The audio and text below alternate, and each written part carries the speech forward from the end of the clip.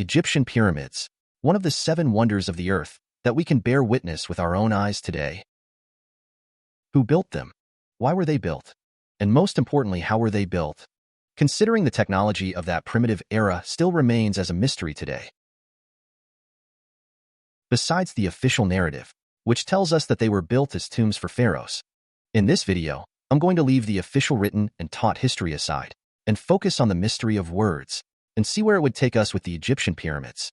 First thing, let's see what AI will tell us about Egyptian pyramids. What if we ask, what is the etymological root of the word pyramid? So, it tells that the word pyramid comes from the Greek word pyrames. But what does pyrames mean? Why did they name it like that in the first place? Let's ask about the root of pyrames and see what it would tell us. The exact root of pyrames is uncertain, but it's believed to be derived from the Greek word pyr meaning fire and amos meaning vessel. So, the pyr root is something related to fire. What can you tell us about the pyr triconsonantal root and its derivatives? So far it's obvious that the pyramid word is all about fire, heat, combustion, and have got nothing to do anything related to burial, tombs, graves, etc. There is this thing called the Grimm's law in etymology that suggests P and F consonants transform into each other. Like in Latin pater transforms into father in English. Pyr root word with P to F transformation becomes Feuer in German. Let's see what does pyramid means in Arabic. The Arabic word for pyramid is Haram.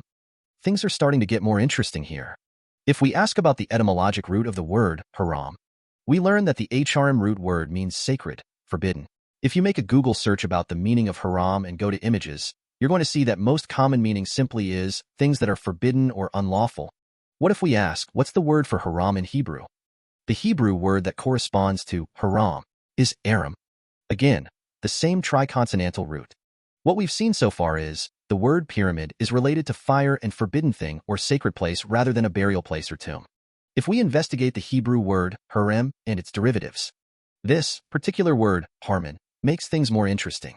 Because of the famous Mount Hermon.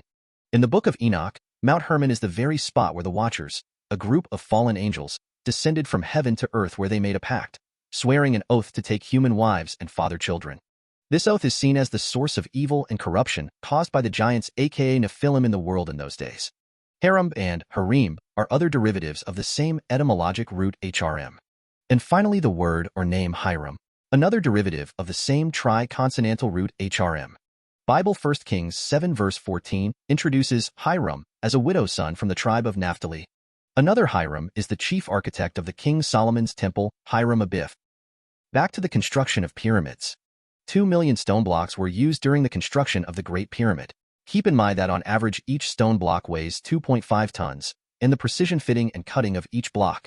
The amount of labor and time needed for this project with only hammers and chisels would have been insane.